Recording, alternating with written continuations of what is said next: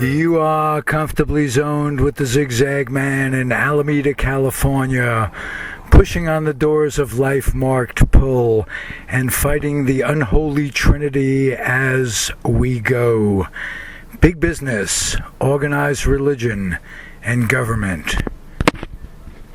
With a fellow who spent 53 years in baseball, 12 of them with the New York Yankees, as a player from 1948 to 1957, and you went on to manage them in the minor leagues for a while. Charlie Silvera.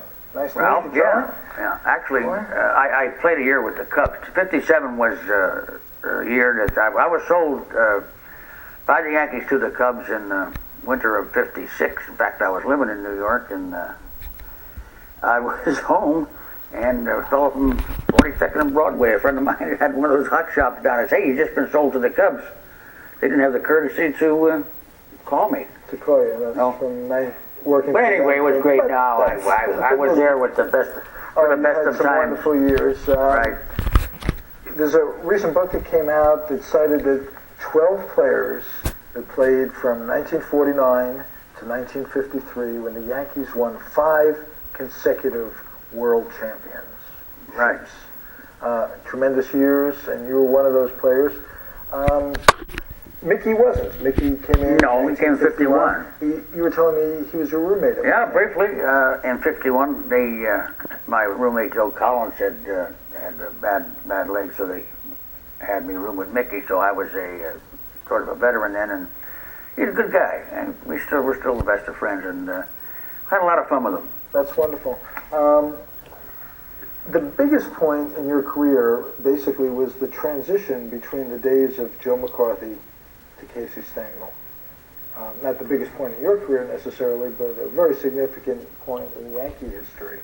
Well, yes, it was for a lot of players. Of course, I was in spring training with the Yankees in 56 and did play for Joe McCarthy, and he was a very astute man, a great manager, and I learned a lot from him. In fact, one of the best pieces of advice I ever got was, he said, young man, he said, are you married? I said, no, sir. You got a girlfriend? No, sir. That's 1946. So he said, well, make sure you know what you're going to do in this game before you get married. And I did. I waited until I got to the big leagues and then got married. That was Joe McCarthy's. Joe McCarthy. Right. Tell me about Casey Stengel a little bit. Well, of course, I had played against Casey Stengel out here when he was with Oakland and I was with Portland. This is in 47, right. 48. And my manager was Jim Turner, who ended up being the pitching coach, and I had some good series against Casey. And of course, now people say, well, what kind of a guy was Casey? So I says, what about that Stengelese? I said, well, the first real conversation that I listened to was I asked him if I could take my wife back to New York, and if I was going to make a club. This was in 49. You didn't bring your wife to spring training if you weren't sure of making a club or hadn't played there the year before. So anyway, so Turner says, go talk to Casey. Well, I listened to Casey and the Stengelese for, let's say, 10, 15 minutes, and I went back to Jim Turner. I said, Jim, I don't know what he said. He says, well, he didn't say yes or no, but all he did was talk. He says, well, he said, bring her back. I think he got the club made. And she came back, and I stayed for 9 glorious years, 7 pennants. In fact, my wife, first 5 years in baseball, we won 5 consecutive championships. Right. And then in 54, she was wondering where the big check was after we finished second in Cleveland. My Giants at that time won the pennant. Well, you won over 100 games as a Yankee. We won 103 and lost by 8. That's the only time Stengel ever won 100 games. We lost by 8. Cleveland had a tremendous year that year. Just the pitching, basically, or? Well, they had career years from a lot of players. Avila had won the batting championship. Now Roden had a tremendous year, but they were a good ball club. But tremendous pitching staff. That year, my goodness, outstanding. Yeah.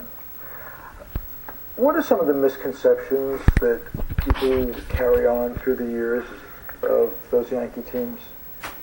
How is the public not fooled, but What are some of the things that you know that they don't know? Just from with the Yankees, well, we were a close-knit outfit, and the first thing when they told a rookie, we had fellows like Sternwise, Henrik, Billy Johnson, and Lindell. They'd say, "Well, now, kid, you're up here. You don't mess with our money. There's no tomorrow. You win today." He said, "Don't say we get them tomorrow. You win today." And more or less, they pleased us. You're out here to win, and there's only one thing, and that's first place. And as people became veterans, they passed that on. In other words, certainly. And I was a veteran. We would call a meeting. I remember Jerry Coleman was our player rep, and we would say he would get up there and say, "Well, we got to get together and have a little settee here, and then get these guys straightened out." And he'd say, "Well, we don't want anybody." We don't want to lose this pen over the bar or with anybody out with some young lady or something.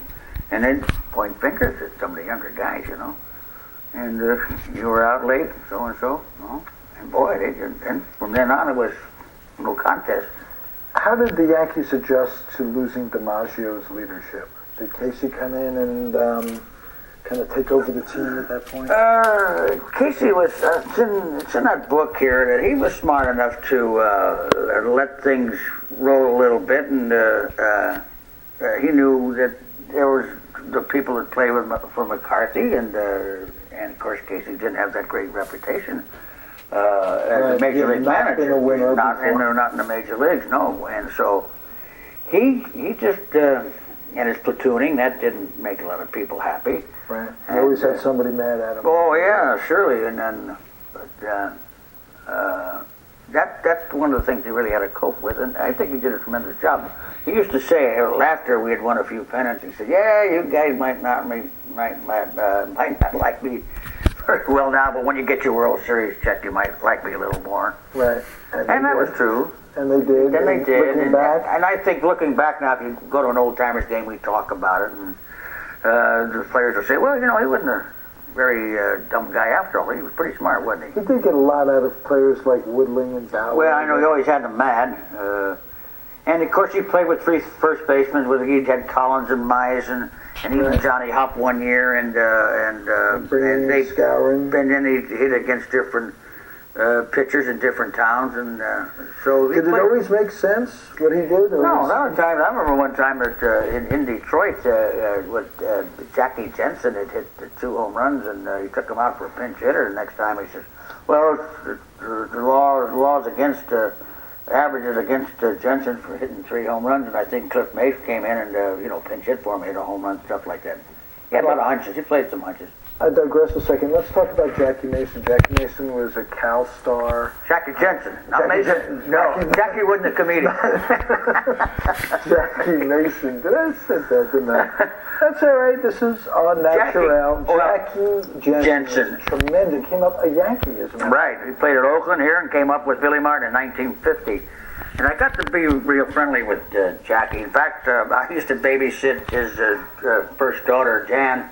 And he'd go out with Zoe, and the 4 of us would go out a lot of times, get a babysitter, and I got to be very friendly. In fact, when Jackie was coaching here, he used to ask me over to help him with his catchers. Over at Cal. Never forgot. And Jackie was one tremendous person. I know he ran into problems at Cal. But what an athlete. Oh, tremendous. Yeah, great, one of the best athletes I've ever seen.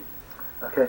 Which brings us to the rich Yankee farm system in those days. And you were a catcher, and some of the catchers that came up in those days, Shermweiler, Gus Trianis, these were all-stars in the American League for years and years, and they played Shelley Berman, Yogi, and Elias. And Houck was the third. Ralph Houck? Ralph Houck. One year, I guess it was 50, maybe 3, let's say 53, they had Lou Berra was the MVP in the Eastern League. Elston Howard was the MVP in International League. Lou Berra and Triandis. He went on to Washington and Hal Smith. There were 4 of them, and they came to spring training, and none of them made the team because Yogi naturally is going to start, and they couldn't have anybody sitting around. So they went out and played maybe another year in the minor league, or were traded to other clubs for needed pitching help. Well, with Baltimore, Turley and Larson as good example. With Hal Smith went over there. Right. Trandis went there, and Sherm Lawler. Yeah, Sherm Lawler had gone to the St. Louis Browns. Right. I took Sherm Lawler's with place. Les Moss, as a matter of fact. Right. What a great guy. All right. I took Sherm Lawler's place. I wore his uniform number.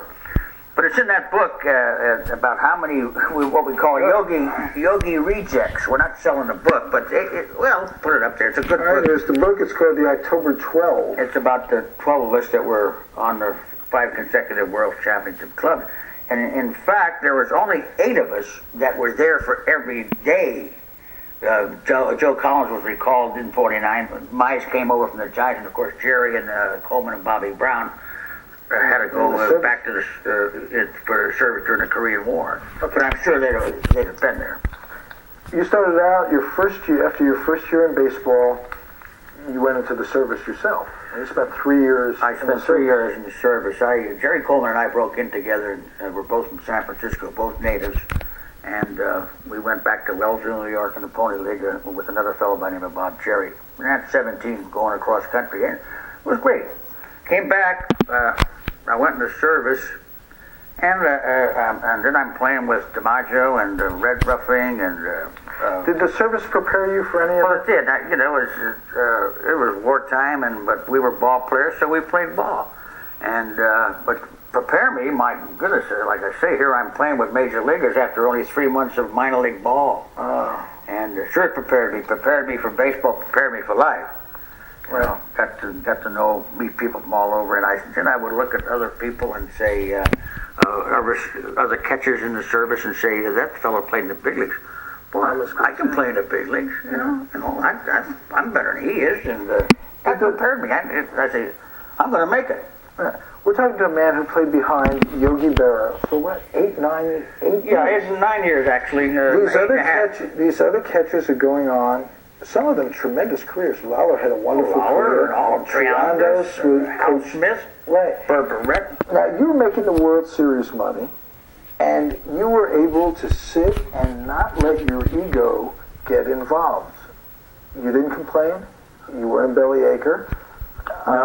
No. Well, it was when you played very effective. The only time you ever got more than 100 at bats. My first full year, was in '49.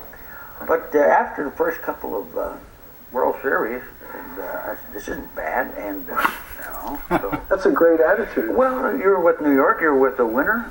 When you were sold to another ball club by the Yankees, you went to a second division club. You never went to a contender in the American League, and or else they got you out of the league or made a deal.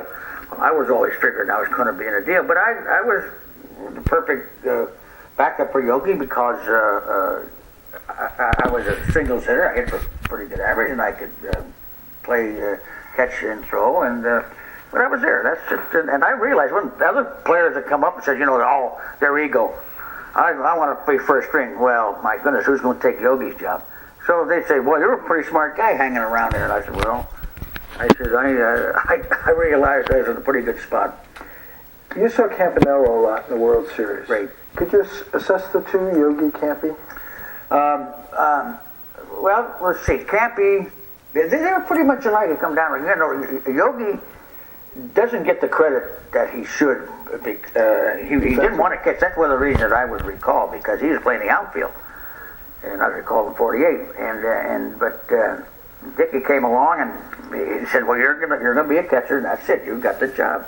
And he got this confidence. That's all he lacked. But with him and Campy, Campy doesn't get credit for his.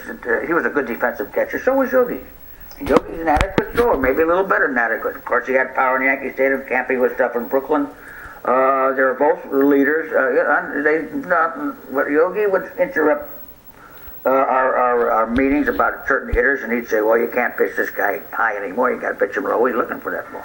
So Yogi knew what was going on. Yogi was one smart man. He was portrayed as this buffoon that Garagiola has him portrayed as.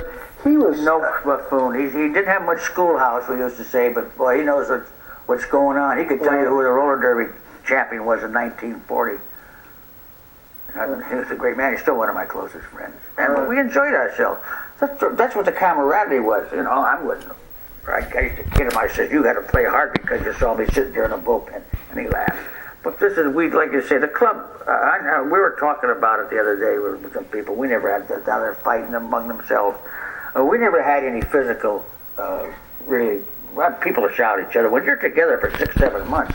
Right. You know, we used to see the players more than we saw wives. Right. And 25 egos of some real superstars. Tell me about that pitching staff. Well, Rashi, Reynolds, Lopat, naturally. Then Whitey Ford. Came along, but people. And you saw and caught these guys in the bullpen every day of your baseball life for eight years. And of course, Whitey's in the Hall of Fame. Right. But I've always said I think the summer of '49, I meant the book Halberstam wrote. Right. That they should put those three pitchers, Rashi, Reynolds, and Lopat, in the Hall of Fame as an entry, like the horses, 1A, where they put them in 1A, B, and C. Put them in there. They deserve it. Look at their record over those 3 years. My goodness, 700% or more. But because they weren't around too long, they didn't win enough games, they're not in there.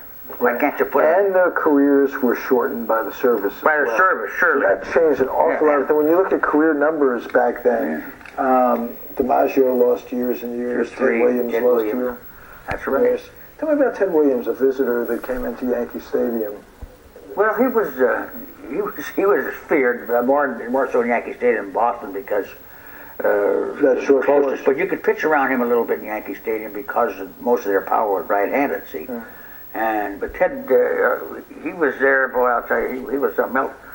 In fact, I tell the Ted Williams story with Bill McGowan. They call him number one of the umpire. We're pitching. I'm catching in Boston. Ted's hitting, and I thought he had him.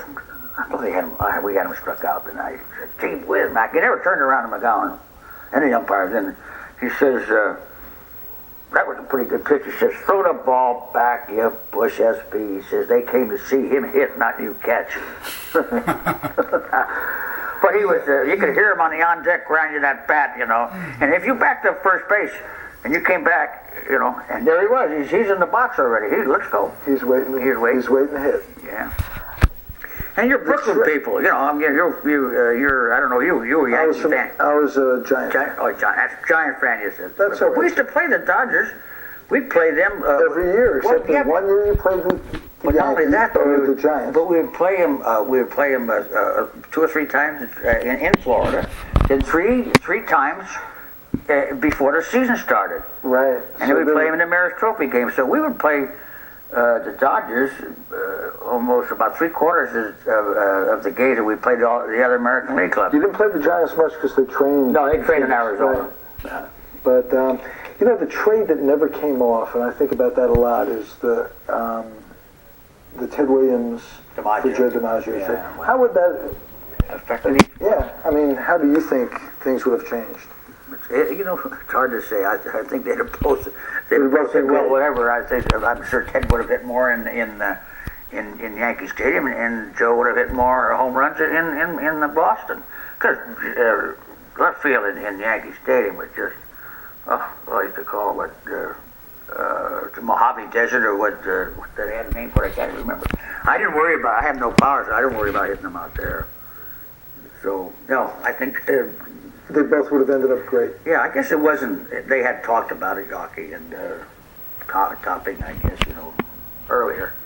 Tell me about Billy Martin. You spent a lot of years with Billy. You were his coach later on. I roomed with him. I roomed with him, and he was with Oakland when I was with Portland out here. And then when we came to the Yankees in '50, he wasn't married, and my wife was expecting our first child, and she hadn't come to New York yet. And then the three of us, Hank Power was the other. Hank was playing, Billy and I weren't playing, but we would talk and say, well, Billy would say, if I ever managed the Oaks, meaning Oakland, not even thinking about the majors coming here. Just thinking about the Oaks or those. And I managed the Seals, you'll be my coach, and vice versa.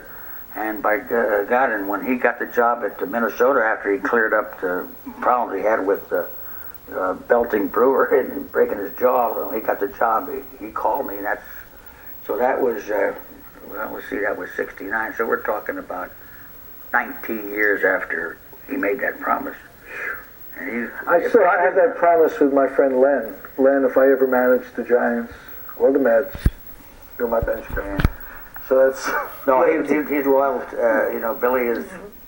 Billy had his problems, like all of us did, but he was loyal. And you hear bad things about it, but Billy, nobody can say anything bad about Billy around me.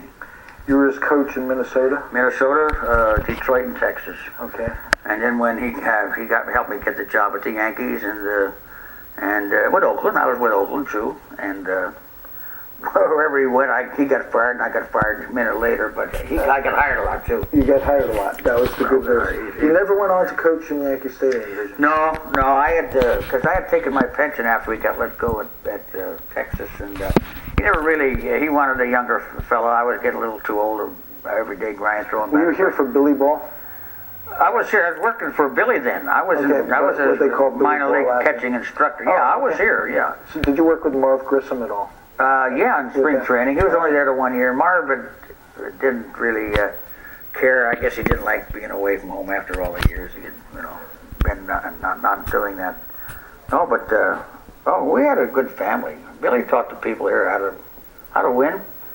Right, and there's the theory that he might have overused some of the pitchers in those days. Well, they talk about that, and I was there, but I don't remember any of them. I'm getting sore arms at the end of the year. It seems sore arms popped up the next year, but they pitched a lot of innings. But goodness, look at they were in a 5-man rotation then, I think.